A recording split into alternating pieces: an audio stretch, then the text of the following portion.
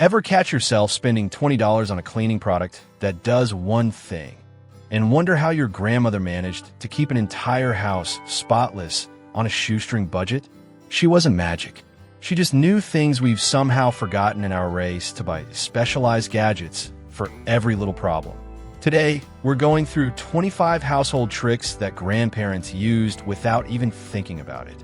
Some of these will make you laugh because they're so simple. Others will make you wonder why nobody bothered teaching you this stuff. Either way, you're probably going to save some money, and honestly, that's reason enough to pay attention. So if you learn even one thing today that saves you a trip to the store, go ahead and hit that subscribe button. It helps us keep making videos like this. Alright, let's get into it. Vinegar and dish soap fruit fly trap. Fruit flies, the plague of every kitchen when summer hits. While we're buying sticky traps and bug spray, your grandmother just grabbed the apple cider vinegar and dish soap. Here's the foolproof method. Pour some apple cider vinegar into a small bowl. Add just a drop or two of dish soap. Leave it on the counter. The fruit flies are attracted to the vinegar because it smells exactly like fermenting fruit, which is what they're looking for. But the dish soap breaks the surface tension of the liquid. When they land to take a sip, they fall right in and can't escape. It's diabolical in its simplicity. Within a few hours, that bowl will be full of fruit flies. Problem solved. No harsh chemicals, no expensive traps that don't work half the time. Just two things you already have sitting in your kitchen. Your grandmother probably kept one of these traps going all summer long as a preventive measure. But here's what really makes this deserve the #1 spot. It represents everything about your grandparents' approach to household problems.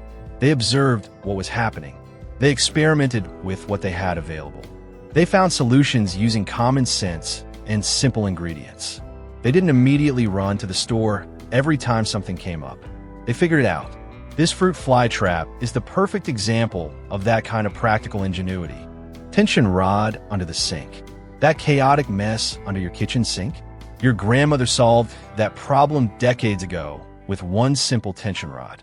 Install it toward the front of the cabinet, and suddenly you have a place to hang all your spray bottles. All your cleaning supplies become visible and accessible, instead of falling over every time you reach for something in the back. This one little trick probably saved her hours of frustration over the years. No more digging through a jumbled pile of bottles to find what you need. No more knocking things over and having to reorganize the entire cabinet every time you grab something.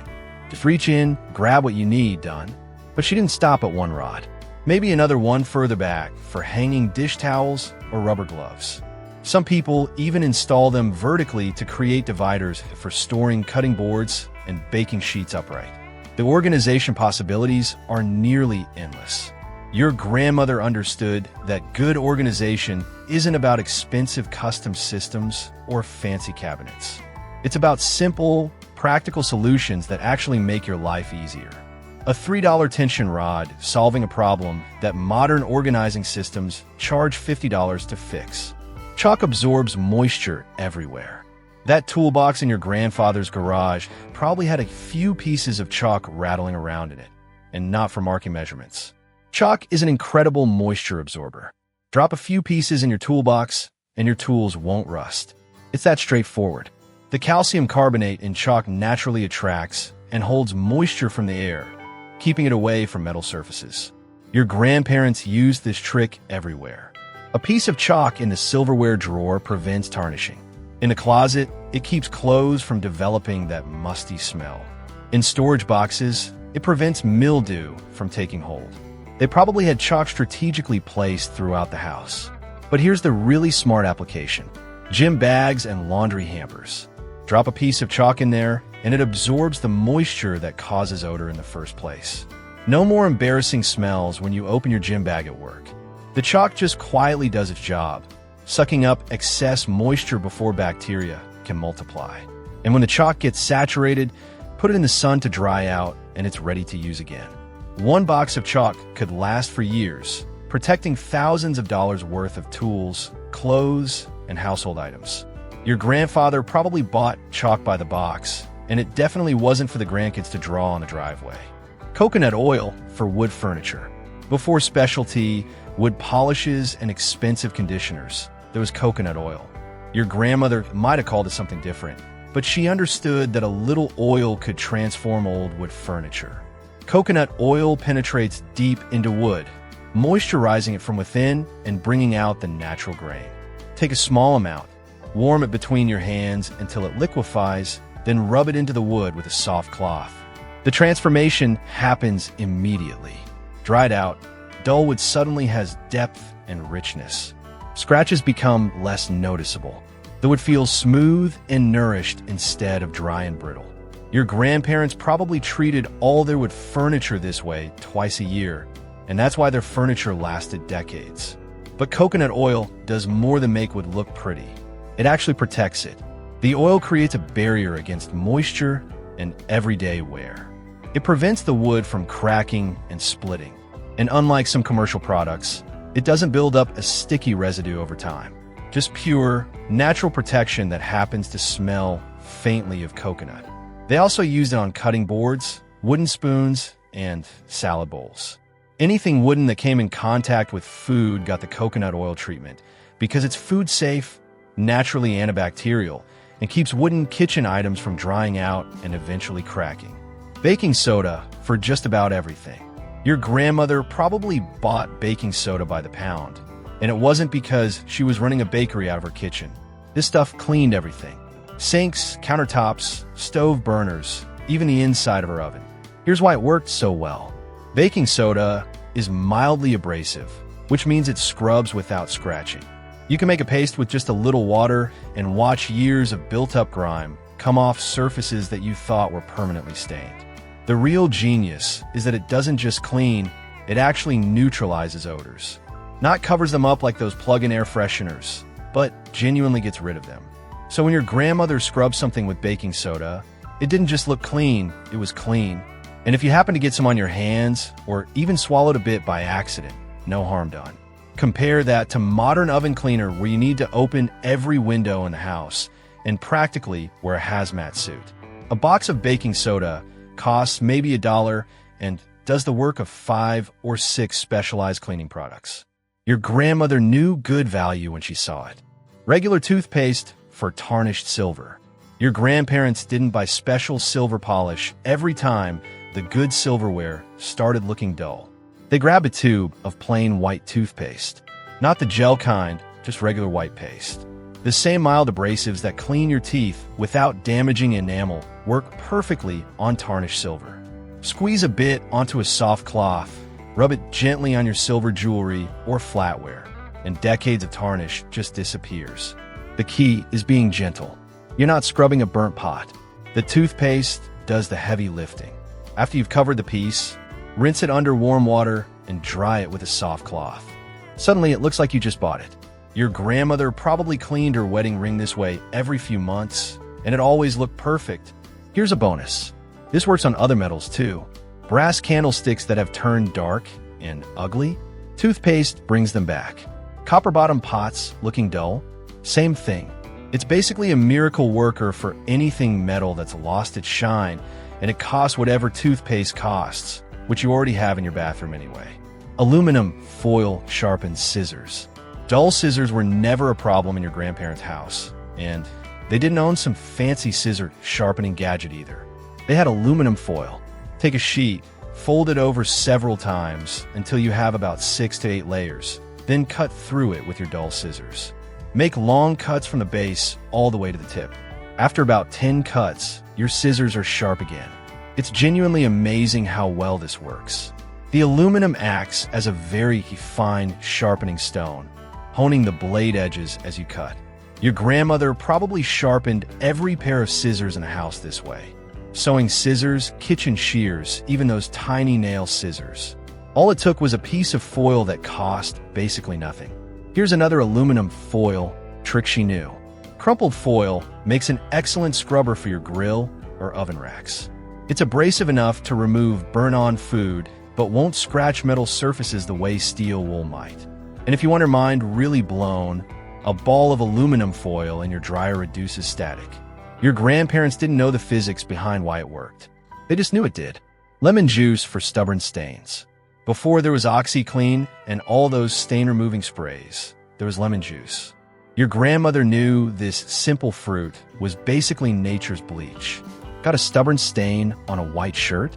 Squeeze lemon juice directly on it, let it sit in the sun for an hour, then wash normally. The citric acid breaks down the stain, while sunlight amplifies the bleaching effect. It's like a 1-2 punch from nature. Coffee stains, wine stains, grass stains, they all give up when faced with lemon juice. But it's not just for fabric. Lemon juice works on hard surfaces too. Those yellow stains in your bathtub, lemon juice and salt. The cutting board that's seen better days, lemon juice and coarse salt. Scrub it in, and it looks brand new. Your grandmother went through lemons at a pretty good clip, and not just for her tea. She knew lemon juice could remove rust stains from clothes, brighten whites without harsh chemicals, and handle just about any mystery stain. Mix lemon juice with cream of tartar, and you've got a paste that tackles almost anything on any surface. The smell is pleasant too, which is more than you can say for most chemical cleaners. White vinegar instead of fabric softener. This one sounds wrong at first. Vinegar in your washing machine? But your grandmother understood that white vinegar was worth its weight in gold when it came to laundry. Those fabric softeners with 20 ingredients you can't pronounce? She didn't need them. Just pour about half a cup of white vinegar into the fabric softener dispenser and let the washing machine do its thing. The acetic acid in vinegar dissolves soap residue that makes clothes feel stiff and scratchy. All that detergent buildup that's been accumulating in your towels for months? Vinegar strips it right out. And before you ask, no, your clothes don't come out smelling like a salad. The smell disappears completely once everything dries. In fact, vinegar actually removes odors instead of just masking them. Got towels that smell musty even after washing? Vinegar fixes that. Gym clothes that still smell like the gym? Same thing. Plus, it helps your clothes last longer because it preserves the elasticity in the fabric. Those expensive athletic clothes you paid too much for will actually hold their shape. It also prevents colors from fading and cuts down on static cling. Basically, it does everything those expensive fabric softeners claim to do, except it actually works and costs about 1/10 of the price. Used coffee grounds have a second life. Most people dump their coffee grounds straight in the trash without a second thought. Your grandparents saw opportunity. First off, coffee grounds are incredible at absorbing odors. Put a small bowl of dried grounds in your refrigerator and it'll handle smells better than baking soda. The nitrogen in coffee actually neutralizes odors instead of just covering them up. Got garlic or onion smell on your hands after cooking? Rub some used ground between your palms for a few seconds. Gone. But that's just the start. Mix coffee grounds with a little coconut oil, and you've got a body scrub that costs pennies compared to those fancy ones at department stores. The caffeine in the grounds can even temporarily reduce the appearance of cellulite by improving blood circulation. Your grandmother might not have known the science, but she knew it worked. And if you have a garden, plants absolutely love this stuff. Coffee grounds are rich in nitrogen, which is essential for growth. Acid-loving plants like azaleas, rhododendrons, blueberries, they thrive when you add coffee grounds to their soil. Just sprinkle them around the base or mix them in a compost. Your grandparents probably had the best-looking garden on the block partly because of this. Coffee grounds also repel pests. Slugs and snails won't cross them. Cats avoid areas where grounds are sprinkled. Some people swear it keeps rabbits away too. One person's trash, another person's goldmine. Stale bread becomes breadcrumbs. Throwing away bread that had gone a little hard was practically a sin in your grandparents' house. That slightly stale loaf wasn't garbage. It was breadcrumbs for meatloaf, coating for fried chicken, stuffing for holiday dinner. They understood something we've forgotten. Stale bread is actually more useful than fresh bread for certain things. Take that day-old bread, tear it into chunks, and pulse it in a food processor. Or, if you want to do it the really old-fashioned way, grate it on a box grater. Now you've got fresh breadcrumbs that taste 10 times better than those sandy things in a can at the grocery store. Store them in the freezer and they last for months. But breadcrumbs were just the beginning. Stale bread makes the best French toast because it soaks up the egg mixture without falling apart. It makes superior bread pudding for the same reason. Crushed up with herbs and olive oil, it becomes the perfect crunchy topping for casseroles. Your grandmother probably had a specific container where all the bread ends went. Nothing got wasted. That wasn't just frugality, though it was certainly that. It was understanding that food has value even when it's not perfect. Citrus peels for fresh-smelling disposal.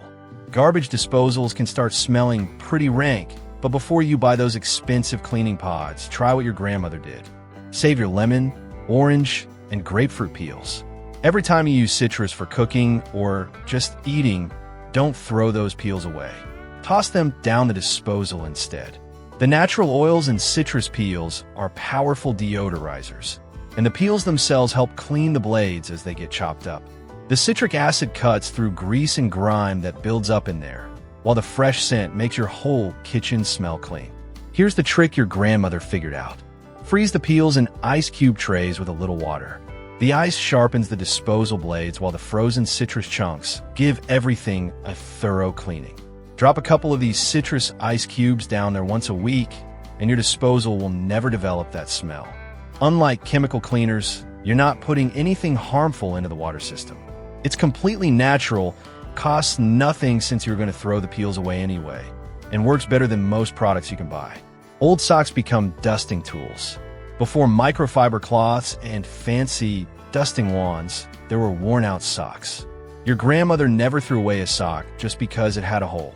That sock simply got promoted to a new job. Slip it over your hand like a mitt, and suddenly you've got the perfect dusting tool. The fabric of a well-worn sock is ideal for picking up dust. Soft enough not to scratch anything, but textured enough to grab particles. And you can reach into spaces those store-bought tools can't touch. Sealing fan blades? Easy. Just slip the sock over each blade and slide it along.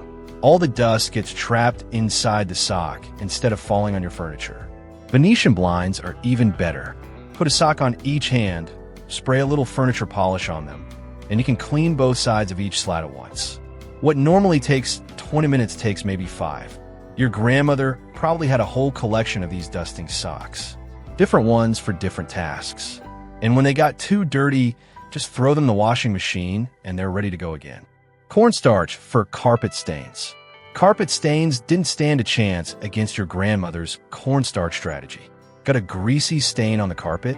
Don't panic, and definitely don't start rubbing it with water, which just spreads it around. Grab the cornstarch, sprinkle a generous amount directly on the stain, and walk away for at least 15 minutes. The cornstarch absorbs the oil like a sponge. Then vacuum it up. The stain comes up with the powder. It's not magic, just basic chemistry. Your grandmother probably kept a box of cornstarch specifically for these emergencies. But it gets better. Cornstarch also works as a carpet deodorizer. Mix it with a few drops of essential oil if you want, sprinkle it all over your carpet, let it sit for 30 minutes, then vacuum. Your carpets smell fresh without any of those artificial fragrances that trigger allergies. If you have pets, this is especially useful. Cornstarch neutralizes pet odors better than most commercial products, and it's completely safe if your dog or cat walks through it. A box of cornstarch costs about $2 and can handle multiple carpet cleaning jobs. Compare that to specialized carpet cleaners. Newspaper for streak-free windows. Paper towels for cleaning windows? Your grandparents would have found that hilarious. They knew the secret to perfectly clear, streak-free glass was yesterday's newspaper. Sounds strange, but there's actual science behind it. Newspaper doesn't leave lint behind the way paper towels do. The ink acts as a very mild abrasive that removes stubborn spots. And the paper is just absorbent enough to soak up cleaning solution without disintegrating. Here's the method. Spray your window with a mixture of water and a splash of vinegar. Crumple up a sheet of newspaper and wipe in circular motions. The crumpling is important because it creates edges that grab dirt and grime. Plus, newspaper is thin enough that you can feel exactly where pressure is needed. The best part? You're using something you were going to recycle anyway. Your grandparents didn't call it environmentally friendly. They called it common sense. One Sunday paper could handle every window in the house. Try doing that with a $4 roll of paper towels. And here's something else. The newspaper ink leaves an invisible coating that helps repel dust, so your windows actually stay cleaner longer. Cucumber slices repel pests. This sounds like complete nonsense until you try it. Cucumbers actually repel ants and cockroaches. Your grandmother didn't need an exterminator. She had the produce aisle. Cucumbers contain compounds that these pests absolutely hate. Place cucumber slices or peels near ant entry points, in your pantry, anywhere you've seen these unwanted visitors. They won't cross that barrier. It's like an invisible force field made of salad ingredients. The best part is it's completely safe around children and pets. No toxic sprays, no chemical residue that lingers on surfaces. Just cucumber doing what cucumber does. Your grandmother probably kept cucumber peels specifically for this purpose. After making cucumber sandwiches for lunch, those peels went straight to strategic locations around the kitchen. But it doesn't stop there. Cucumber slices also work in the garden to deter certain pests. Slugs and snails won't go near them. Place rings of cucumber around plants you want to protect. It's organic pest control that you can literally eat when you're done. Rubber band for stubborn jars. That pickle jar that absolutely refuses to open was no match for your grandmother's rubber band trick. While we're out here buying jar opening gadgets and running jars under hot water, she just grabbed a thick rubber band, wrap it around the lid, and suddenly you've got superhuman grip. The rubber band increases friction dramatically, making it almost impossible for your hand to slip. This simple trick has probably prevented more frustration and fewer bruised hands than any gadget ever invented. Your grandmother likely kept a few thick rubber bands in her kitchen drawer specifically for this purpose. But rubber bands had dozens of other uses in her household arsenal. Wrap one around a cutting board that keeps sliding around on the counter. Put them around the ends of hangers to keep clothes from sliding off. Use them to keep cabinet doors closed if the latch is broken. She even used different color rubber bands to mark different family members' drinking glasses at parties. No confusion about whose glass was whose, and fewer dishes to wash at the end of the night. The versatility of something as simple as a rubber band was remarkable in your grandparents' hands. Freeze soup in muffin tins. Your grandmother was meal prepping before meal prepping became a trendy hashtag. But instead of buying a bunch of plastic containers that take up half the freezer, she used muffin tins. Pour leftover soup into muffin tins, freeze until solid, then pop them out and store in freezer bags. Each frozen soup puck is a perfect single serving. Want lunch for yourself? Grab 2 pucks. Feeding the whole family dinner? Grab 8. It's portion control and convenience rolled into one elegant solution.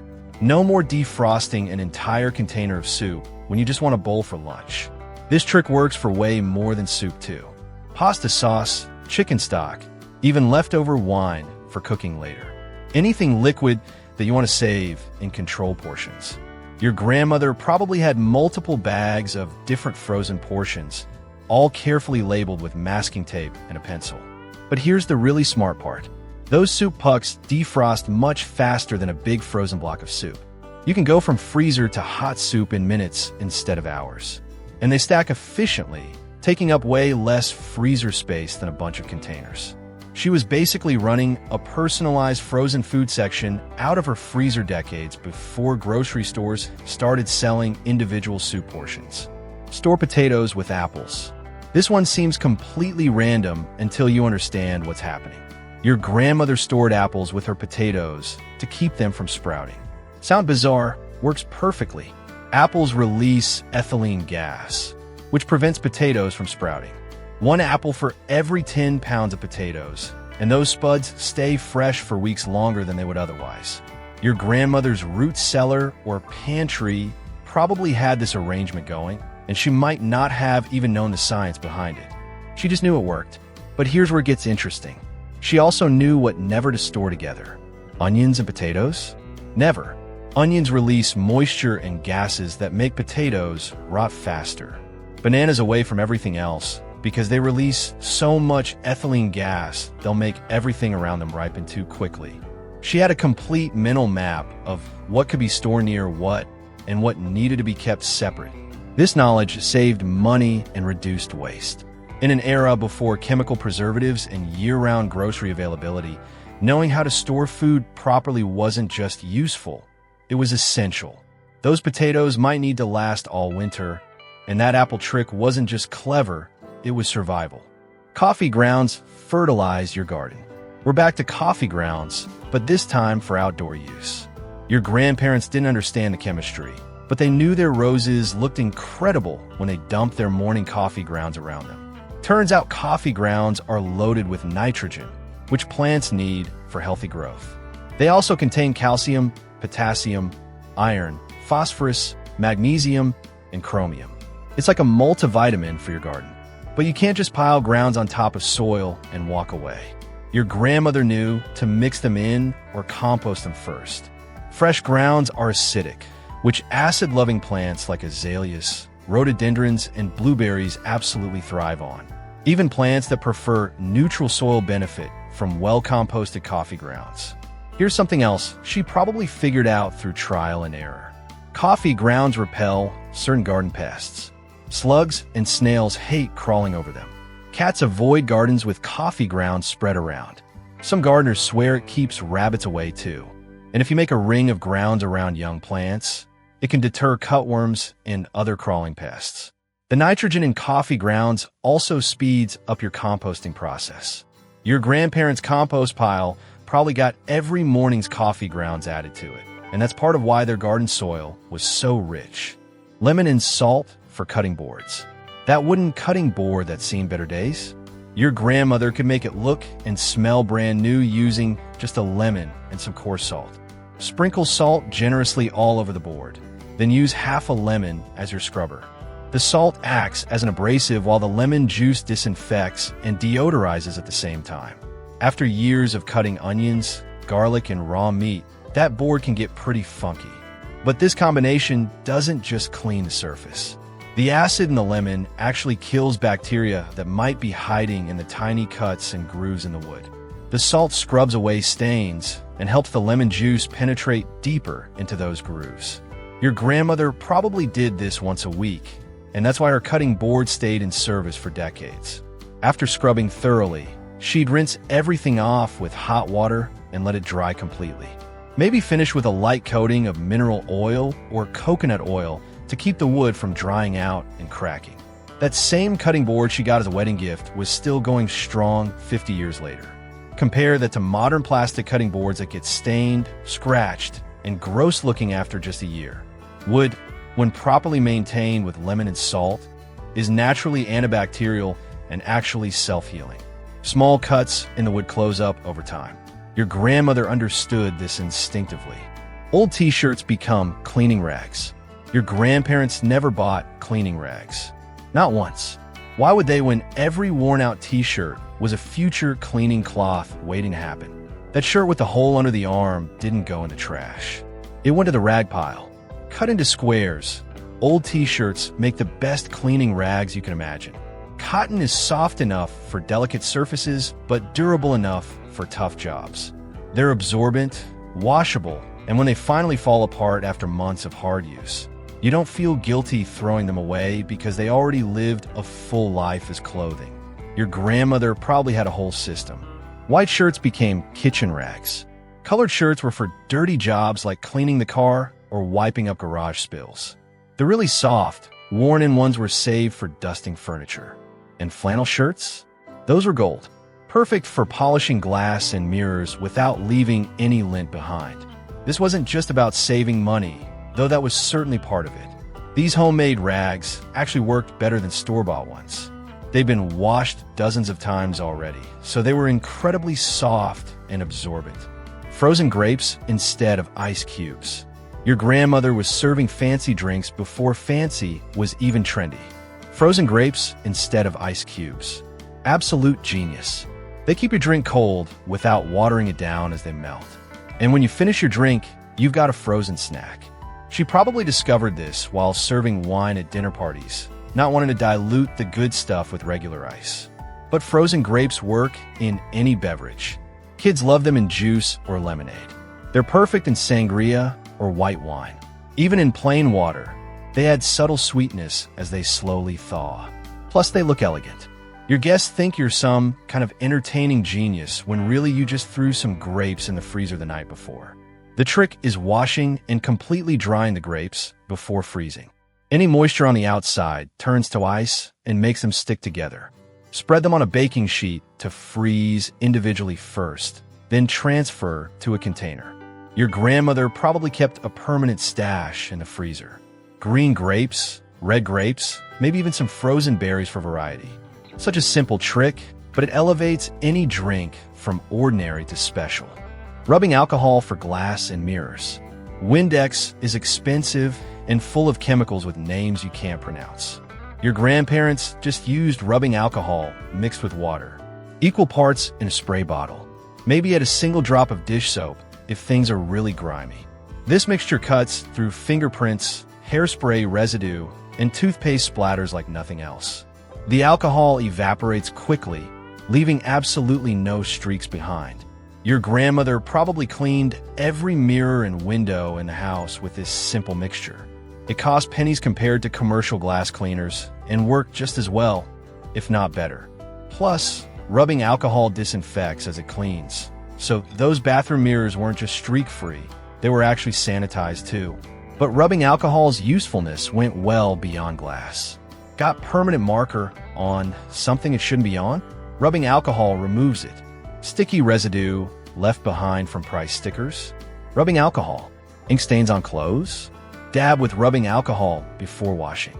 It even tackles grass stains on kids' clothes. Your grandparents probably kept a bottle under every sink in the house.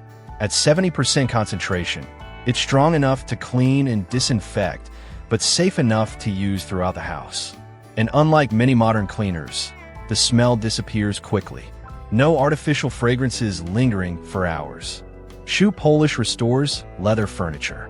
That expensive leather restoration kit at the furniture store, your grandfather would have laughed. He had shoe polish, and that's all he needed. Black shoe polish for black leather, brown for brown, clear polish for everything else. A little polish, a soft cloth, and some elbow grease could make a 20-year-old leather chair look like it just came from the showroom. The key was regular maintenance. He didn't wait for the leather to crack and fade. Every few months, out came the shoe polish. It conditions the leather, fills in small scratches, and adds a protective layer against future damage. Your leather jacket looking worn? Shoe polish. Leather purse lost its shine? Shoe polish. Even leather car seats got the treatment. The principle is simple. Leather is leather, whether it's on your feet or your furniture. Here's the really clever part. Shoe polish can color match small repairs. Got a scratch on your leather couch? Find the right shade of polish and it practically disappears. Your grandfather probably spent less than $5 a year keeping all the leather in the house looking pristine. And there you have it. 25 household tricks that your grandparents used every single day without even thinking twice about them. These aren't just quaint old-fashioned ideas that sort of work if you squint. These are proven solutions that are often better than what we use today. They're cheaper, they're safer, and in most cases, they're actually more effective. The real genius here is that your grandparents figured all this stuff out without the internet, without YouTube tutorials, without life hack videos. They just paid attention to what worked, shared knowledge with their neighbors and friends, and weren't afraid to experiment. So next time you're about to spend $15 on some specialized product that does one thing, ask yourself what your grandmother would have done instead. The answer might surprise you, and it'll probably save you money. If you found even one tip in this video helpful, go ahead and hit that subscribe button because we've got plenty more where these came from. And drop a comment telling us which trick you're going to try first. Or better yet, share a household trick your own grandparents taught you. Thanks for watching, and we'll see you in the next one.